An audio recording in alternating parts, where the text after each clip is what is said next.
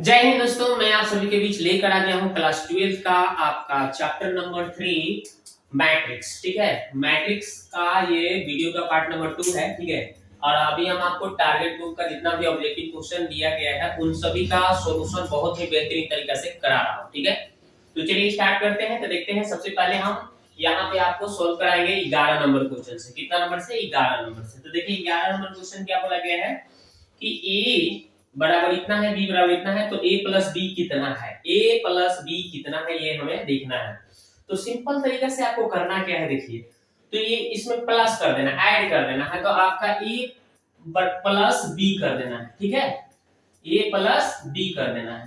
तो देखिए a का मान कितना दिया है, देखिए रख दीजिए 3 4 5।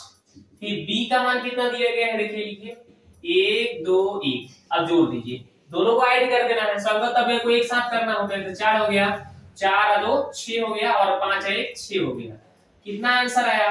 4 6 6। तो बस कर लीजिए 4 6 6 यहाँ पे दिया है option number A for Apple, यही आंसर टिक कर देना है। ठीक है, अब देखते हैं क्वेश्चन नंबर 12 देखते हैं।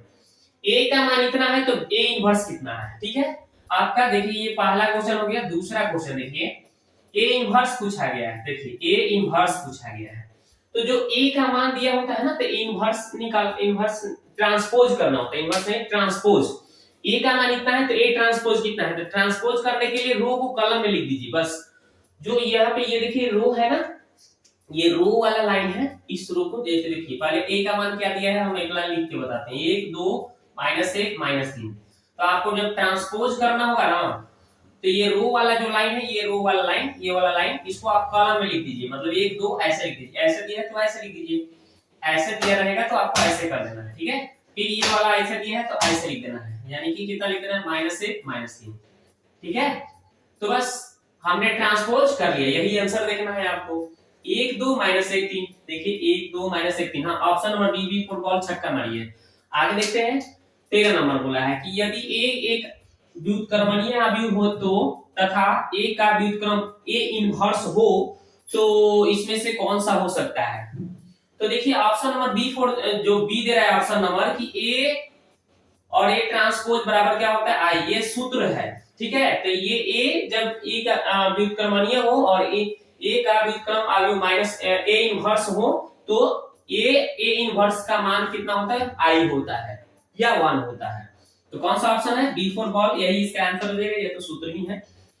आगे देखते हैं 14 नंबर, यदि अवयव ए का व्युत्क्रम अवयव बी हो तो ए बी बराबर बी ए बराबर क्या होता है, बस ए बी बराबर बी ए बराबर आई हो जाता है। देखिए ऑप्शन का है सी फॉर कैट, यही इसका आंसर हो जाएगा दोस्तों। ठीक है, तो अब देखते हैं क्वेश्चन नंबर, अब कितना देखते हैं 15 नंबर यानी 15 नंबर। ठीक है, तो अब देखिए दोस्तों 15 नंबर क्वेश्चन यानी कि 15 नंबर बोला गया है कि ए यदि ए एक वर्ग अवयव हो तो ए माइनस ए ट्रांसपोज का मान क्या होगा, क्या हो सकता है, एक क्या हो सकता है।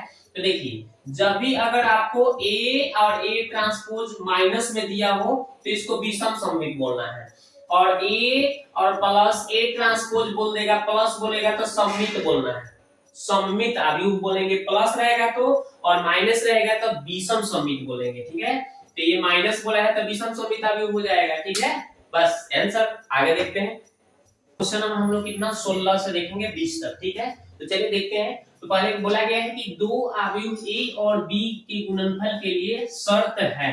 तो देखिए दो अवयव के गुणनफल के लिए क्या शर्त बताया गया है, तो देखिए आपको हम बताते हैं। जैसे मान लीजिए ए का कोई अवयव ले लेते हैं, जैसे ए बी सी डी कुछ भी मान लेते हैं। ठीक है, बी के लिए भी कोई मान लेते हैं, कोई बी अगर हम मानते हैं, इसमें मान लेते हैं कि एक्स वाई जेड है ना, बी कुछ भी है ना। तो ये हमने दो अवयव मान लिया। ठीक है, ये 16 नंबर सॉल्यूशन के लिए है। अब हमने कर लिया। अब इस दोनों को अगर हम गुणनफल करें, यानी कि ए और बी को क्या करें, हम गुणनफल करें यानी गुना करते हैं, तो ये पहले वाले का गुना कराते हैं किससे, दूसरे वाले से। ठीक है, कराते हैं ना। तो ये भी अगर मान लेते हैं, ये समान कोटि का दोनों होना चाहिए, ये भी 2 गुने 2 का है, ये भी 2 गुने 2 का, ये दो मतलब दो इसमें रो है। देखिए ये रो 1 2 कितना, ये फर्स्ट रो हो जाएगा R1 और ये सेकंड रो हो जाएगा। ठीक है ना, देखिए इस दोनों में क्या है, first row first second row है ना, और इसको नीचे वाले को हम लोग कॉलम बोलते हैं, C1 C2, ठीक है, स्तंभ बोलते हैं। ये first row second row, first column second column, यानी कि पहला पंक्ति, इसको पंक्ति बोलते हैं, इसको क्या बोलते हैं, पंक्ति बोलते हैं, ठीक है। तो ये पहला पंक्ति दूसरा पंक्ति, पहला स्तंभ दूसरा स्तंभ, ऐसे होता है। ये वाला जो लाइन होता है ना, ये इसको हम पंक्ति बोलते हैं, हिंदी में क्या बोलते हैं, पंक्ति। इसको हम सेकेंड पंक्ति बोलते हैं, ठीक है, यानी कि ये पहला पंक्ति हो गया, ये सेकेंड पंक्ति हो गया।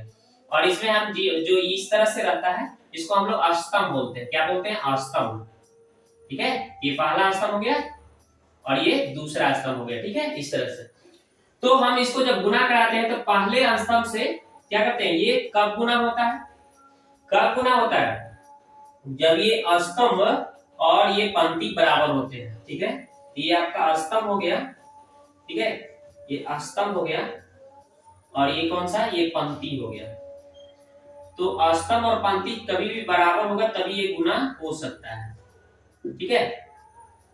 तो बस, यानी कि स्तंभों की संख्या बराबर पंक्तियों की संख्या, इसको हम निष्कर्ष निकाल सकते हैं कि ए के स्तंभों की संख्या बराबर बी के, यहाँ पे बी क्या है ना, ये ए हो गया आपका, ये बी है ना, तो ए का स्तंभों की संख्या बराबर बी के पंक्तियों की संख्या अगर बराबर लेते हैं हम लोग, तभी जाके ये क्या हो जाता है, गुना। ये आवश्यक इसका शर्त बताया गया था, ए के स्तंभों की संख्या बराबर बी के पंक्तियों की संख्या, यही इसका राइट आंसर हो जाएगा, ठीक है। ए के स्तंभों की संख्या, देखिए यहाँ पे अतः लिख दी है, ए का स्तंभ की संख्या बराबर बी के स्तंभों की संख्या, इसमें यही शर्त बताया गया है, ठीक है। तो ये हमने क्वेश्चन आपको बहुत अच्छी तरह से समझाया, ठीक है, इसको याद रखना है, कभी भी इसमें शर्त बताया जाएगा तो ए के स्तंभ की संख्या बराबर बी की पंक्ति की संख्या के बराबर होता है, वही होता है गुणन का आवश्यक शर्त। अब देखिए a बराबर इतना है तो a क्यूब का मान कितना है, तो a बराबर इतना है तो a क्यूब का मान कितना है, तो इसको 3 बार गुना करना पड़ेगा, कितना बार, 3 बार। तो देखिए a क्यूब का मतलब होता है a गुने a, ठीक है। तो पहले हम a गुने a निकालेंगे, कितना लिखा है भाई, 1 माइनस 1 फिर माइनस 1 1 है, फिर गुना करना है कितना से, 1 माइनस 1 फिर 1 माइनस 1 फिर कितना है 1। चलो इसको गुना करके दिखाते हैं आपको। तो देखिए यहाँ पे 1 में 1 से गुना करेंगे, देखिए फर्स्ट रो को फर्स्ट कॉलम से, तो 1 में 1 से करेंगे तो 1 हो गया, ये माइनस 1 में माइनस 1 से तो प्लस 1 हो जाएगा, प्लस हो गया।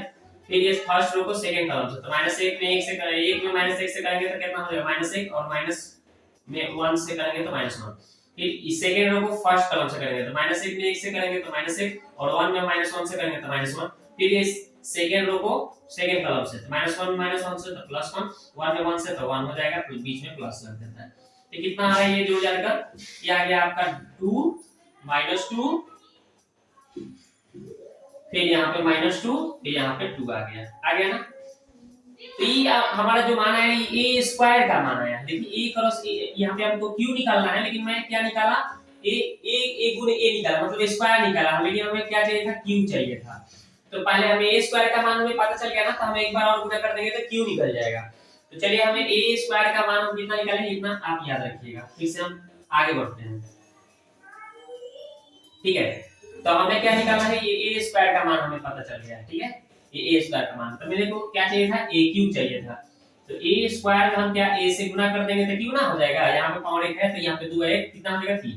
तो मतलब हम a स्क्वायर जो आया ना, यहाँ पे देखिए a स्क्वायर का मान कितना है, 2 - 1 फिर -2 फिर 2, फिर हमें गुना कर, यहाँ पे 2 है, फिर गुना कितना से करना है, a से, a का मान कितना था, a का मान देखिए कितना है, a का मान कितना है, 1 -1 -1 1, ठीक है। इसको गुना कर देंगे, हमारा a क्यूब निकल जाएगा। तो देखिए गुना करके दिखाते हैं आपको, कितना हो जाएगा, ये फर्स्ट रो को फर्स्ट कॉलम से, तो 2 में 1 से तो 2 हो गया, फिर -2 में -1 से तो +2 हो गया, फिर इसमें सेकंड रो से फर्स्ट रो को सेकंड कॉलम से, तो 2 में 1 से -1 से तो -2 माइनस प्लस माइनस 2 में 1 से तो 2, फिर अब ये अब सेकंड रो को फर्स्ट कॉलम से, तो 2 में 1 से तो -2 हो गया, फिर 2 में -1 से तो -2 हो गया, फिर इसमें करना होगा, मतलब कि सेकंड रो को सेकंड कॉलम से करना होगा, तो माइनस माइनस क्या हो गया, प्लस, यानी कि 2 एकम 2, फिर माइनस 2 एकम 2, ठीक है। अब इसको हम कर लिए थे, कितना आ गया भाई, 4 आ गया, फिर -4 आ गया, फिर कितना आ गया, -4 आ गया, फिर कितना आ गया, 4 आ गया। अब इसको हम चाहेंगे तो 4 कॉमन कर लेंगे, तो 1 -1 1, ठीक है। तो हमारा कितना है, देखिए 4 आया है, और यहाँ पे ये जो मान आया है, देखो किसका मान है, ये जो मान आया है a का मान है, तो यहाँ पे हम क्या लिख सकते हैं, a लिख सकते हैं, यानी कितना आ रहा है 4a आ रहा है इसका आंसर। कितना आ रहा है? 4a आ रहा है। तो देखते हैं कि आंसर कितना दिया है कि नहीं टारगेट का ग्रुप में, आप देख लीजिएगा। हाँ, आंसर इतना ही है। कितना है? 4a। तो चलिए यही आंसर करना है, 4a। आगे बढ़ते हैं। चलिए ये भी हो गया कंप्लीट। अब देखते हैं ये 18 नंबर क्वेश्चन देखते हैं।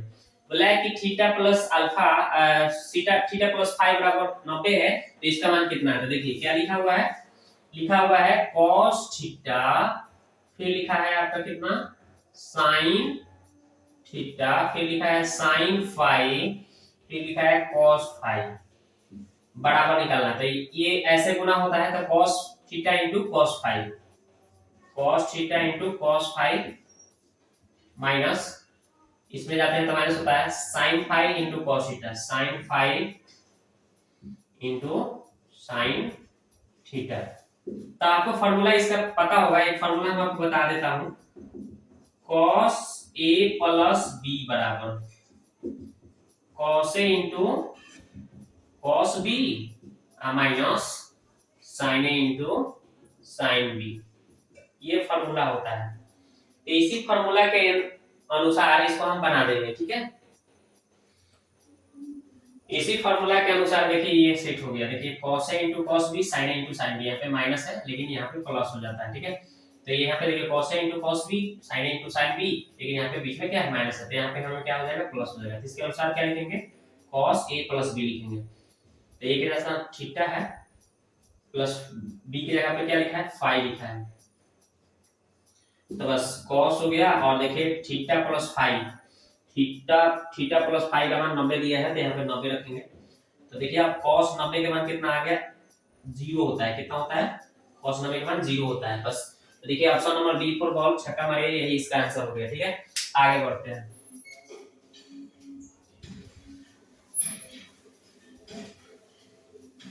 चलिए अब देखते हैं ये 19 नंबर क्वेश्चन बोला है कि 3 गुने 3 कोटि के एक ऐसे अवयवों की कुल संख्या कितनी संख्या होगी जिसकी प्रत्येक प्रविष्ट में 0 और 1 है, ठीक है। तो ये दिया गया 3 गुने 3, मतलब एक अवयव है, ठीक है। एक अवयव है जिसमें आपका कितने अवयव है जी? 3 गुने 3 बोला है। 3 गुने 3 यानी कितने, कितना हो जाएगा? 9। यानी कि कोई भी अगर मानते हैं x मानते हैं, x मानते हैं, x मानते हैं, ये भी x, ये भी x, ये भी x, यानी कि कितना रहेंगे? 9 अवयव रहेंगे इसके अंदर, 9 अवयव रहेंगे, ठीक है। और 3 गुने 3 मतलब 9 हो जाएंगे, ठीक है ना।